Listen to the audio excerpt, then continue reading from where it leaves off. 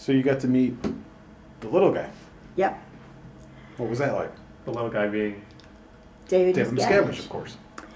Well, yes, I did get to meet him. It was in the mid-90s, and I was at Flag doing one of my interminable handlings about something or other that was out ethics.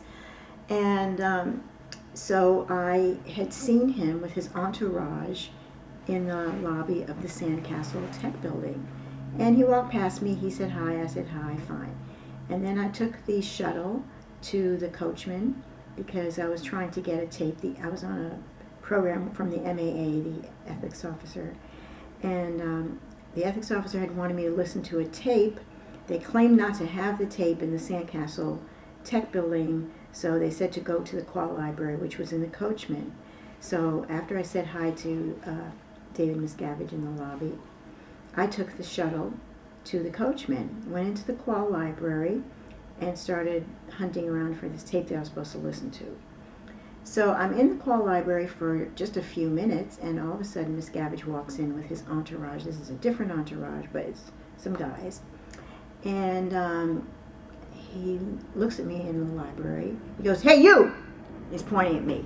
And, this kind of shocked me because people, normally have been brought up to be quiet in the library because it's like a place where people study. So he's yelling like that, and I go, me, he goes, "Yeah, you! What are you doing in here?"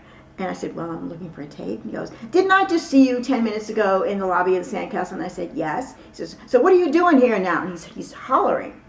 So I said, "Well, could we take this outside?" Because, by that time, every eye in the Qual Library was kind of glued to me and to this discussion. So he said, "Oh, okay, yeah." So he takes me outside into the hallway, and he's got Guillaume on one side of him, Guillaume who of the Hole fame.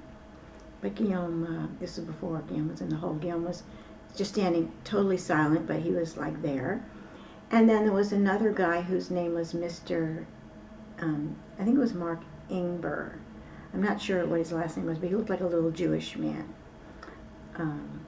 And so David, who, by the way, looked to be about 5'7" in his lifts, because I know my height, and so he looked like. So you're looking down at him? No, I'm like 5'3". I was probably wearing sandals that were maybe an inch heel, so I figure I'm like 5'4" or so, and he looked about 2.5, 3 inches taller than me. So he had his lifts on, those John Lobb shoes that you culties are paying for. John Lobb is like a hand custom-made, fancy-ass English producer of shoes. Custom-made, blah, blah, blah. So he's in his elevator shoes.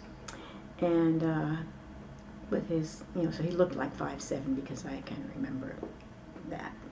Okay, so he's asking me what I'm doing there, and I said, well, I was told to get a tape, and I wanted to listen to it in the Sandcastle, but I was told that they don't have tape plays, which is usually an introductory service, a tape play. And he goes, "Well, I'm going to take care of that because that's not true." And you're kind of really, really angry. This whole thing with the yelling and the anger and stuff, because nobody had a clue that David Miscavige acted that way, because the people at Gold Base knew, the people who worked with him directly, but the public didn't know. They just saw that facade that he does at the events, where it's all nice and PR-y. But yeah, he was screaming and hollering in a rage. Kind of kept the rage moderated because I was a public, and he couldn't really scream at me. He was kind of just screaming in general in the library.